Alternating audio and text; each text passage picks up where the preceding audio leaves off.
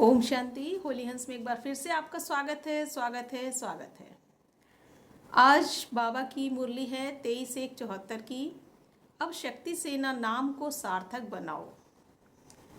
निर्बल आत्मा को शक्ति देने वाले शक्तिदाता, चढ़ती कला की ओर ले जाने वाले रूहानी पंडे और सब आधारों से निराकार बनाने वाले निराकार शिव बाबा शक्तियों के संगठन को संबोधित करते हुए बोले। आज बाबा शक्तियों से बात कर रहे हैं।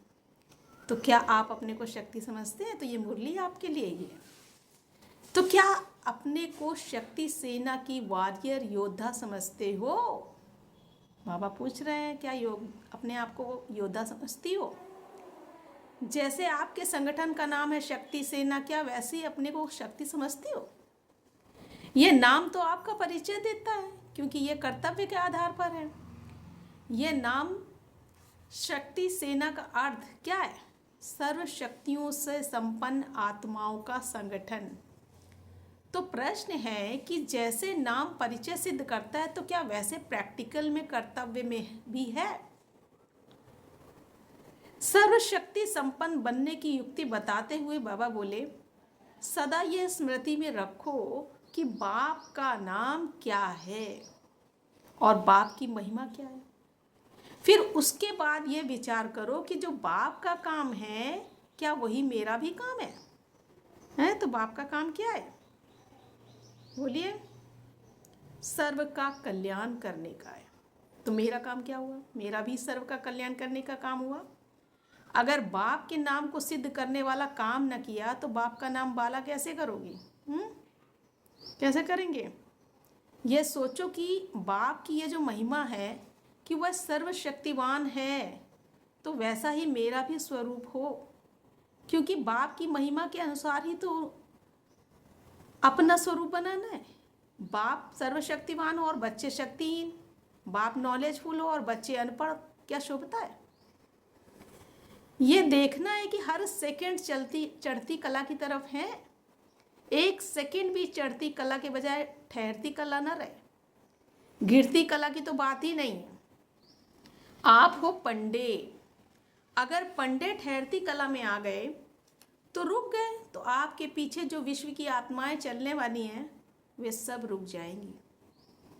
अगर इंजन ठहर जाए तो साथ ही डब्बे भी स्वतः ठहर जाएंगे।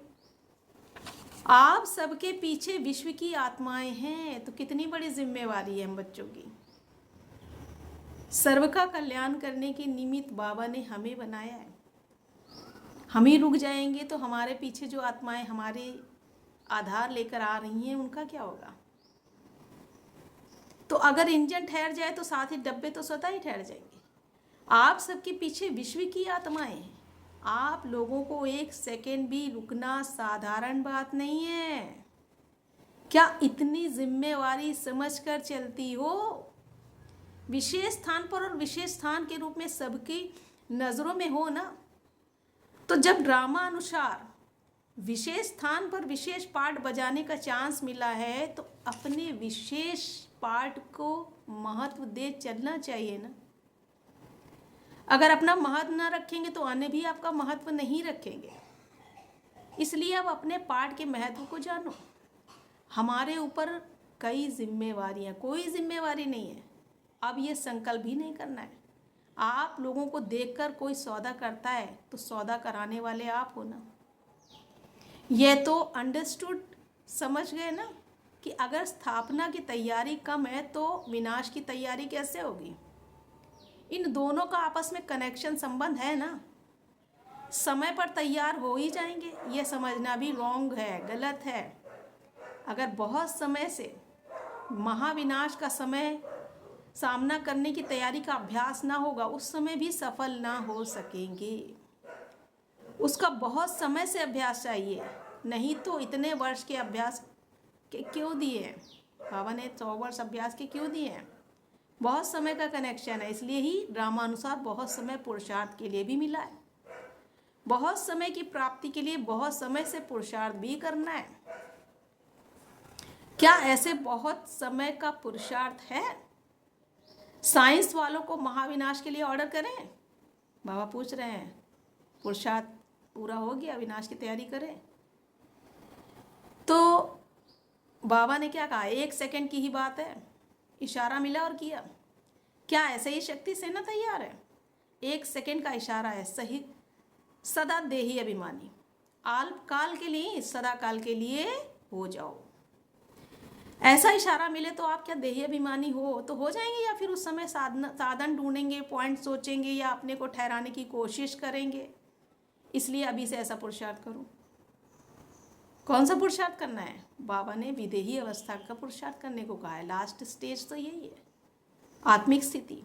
तो हमें अपनी आत्मिक स्थिति को प्रयास में लाना है, प्रैक्टिस में लाना है, क्योंकि अंत समय में यही काम आने वाली है। मिलिट्री को तो अचानक ही ऑर्डर मिलता है ना, तो कौन हो तुम? मिलिट्री हो ना। अपने आप प्रोग्राम बनाओ और स्वयं ही स्वयं की उन्नति करो। प्रोग्राम बनेगा तो कर लेंगे, यह भी आधार मत रखो। भट्टी बनेगी तो 3 दिन अच्छे बीतेंगे, इसमें तो संगठन का सहयोग मिलता है, लेकिन यह आधार भी नहीं। कभी सहयोग मिल सकता है और कभी नहीं भी मिल सकता है। आधार निराधार का होना चाहिए।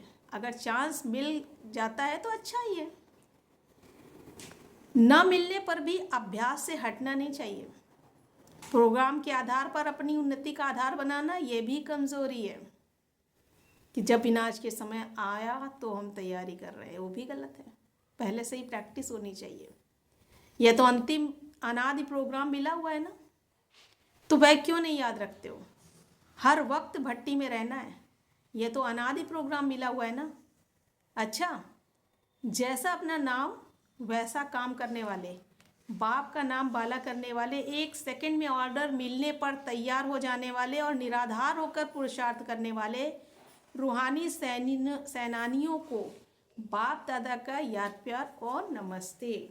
हम रूहानी बच्चों की रूहानी बाप दादा को याद प्यार, नमस्ते नमस्ते नमस्ते। गुड मॉर्निंग, थैंक यू बाबा, शुक्रिया बाबा।